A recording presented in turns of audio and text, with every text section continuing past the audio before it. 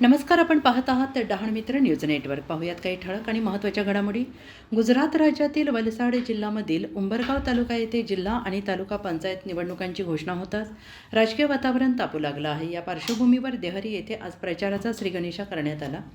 देहरी तालुका पंचायत प्रभाग क्रमांक 5 मधील उमेदवार काजलबेन हडपती तसेच सोळसुंबा जिल्हा पंचायत प्रभाग क्रमांक 30 मधील उमेदवार वंदनाबेन मायावंशी यांच्या प्रचाराचा शुभारंभ आमदार रमणभाई पाटकर यांच्या हस्ते यांच्या उपस्थितीत झाला. यावेळी बोलताना आमदार पाटकर यांनी म्हटलं आहे की गुजरातमध्ये महानगरपालिका, जिल्हा पंचायत, तालुका पंचायत, नगरपालिका निवडणुकांच्या प्रचाराला वेग आला असून राज्यभरातील हजारो उमेदवार भारतीय जनता पक्षाकडून बिनविरोध निवडून आले आहेत. उंबरगाव नगरपालिका क्षेत्रात एकूण 28 उमेदवार निवडणूक रिंगणात उतरले असताना त्यापैकी 8 उमेदवार बिनविरोध निवडून आले असल्याचं त्यांनी नमूद केलं आहे.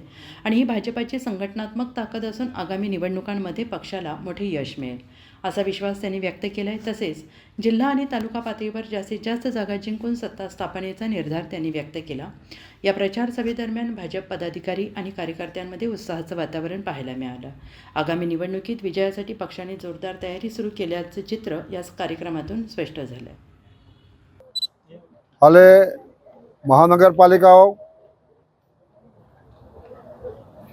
तालुका पंचायत, जिल्લા પંચાયત, નગરપાલિકાઓનું ચૂંટણી ચાલી રહી છે અને પ્રચાર ચાલી રહ્યો છે. ગુજરાતની અંદર હજારોની સંખ્યાની અંદર ભારતીય જનતા પાર્ટીના બેનર ઉપર ઉભા રહેલા ઉમેદવારો બિનહરીફ થયા છે. મતદાન પહેલાં સુંદર દેખાવ પ્રજાએ બિનહરીફ કરીને ભાજપને મોકલી આપ્યા છે. અમારા ઉમરગામ તાલુકાની અંદર પણ નગરપાલિકા વિસ્તાર આવે છે. એમાં 28 સીટ છે.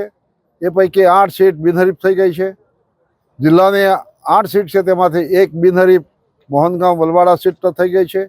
અને બાકીના જે અમે લડી રહ્યા છે એમાં ગયા વખતની જે પરિસ્થિતિ હતી એ 8 સીટ ભાજપની હતી અને આ વખતે પણ 8 સીટ અમે ભાજપને જાળવી રાખીશું. અન્ય પક્ષ એવો આરોપ કરે છે કે જે બિનવિરોધી આવ્યા એની પાસેથી સામેવાળા પક્ષ પાસેથી તમે ફોર્મ પાછું ખેંચાવો છો. અમે એવું કર્યું જ નથી. લોકશાહી છે. લોકશાહીની અંદર મતદારો, ઉમેદવારો પોતે લડવા માટે સક્ષમ હોય તો લડી શકે છે, પરંતુ પ્રજાને સહકાર આપતી નથી. એનો દાખલો આજે જ છે. અમારા મલોરી ગામની અંદર અપક્ષ અને એક વિરોધ પક્ષને બંનેએ ભર્યું હતું. ઘરે આવીને આજે ભાજપનો ખેસ પહેરી લીધો છે, ભાજપમાં જોડાઈ ગયા છે. એનો મતલબ સીધો થાય કે ઊભા રાખવા પડતા ઊભા રાખેલા છે વિરોધ પક્ષોએ. એ હવે પ્રજાને સામે ટકવાના નથી અને ઘણી જગ્યા પર આ રીતે 2 દિવસની અંદર ભારતીય જનતા પાર્ટીની અંદર એવા ઉમેદવારો, અપક્ષ ઉમેદવારો, આપ ઉમેદવાર કે કોંગ્રેસ ઉમેદવારો ભાજપમાં જોડાઈ જવાના છે.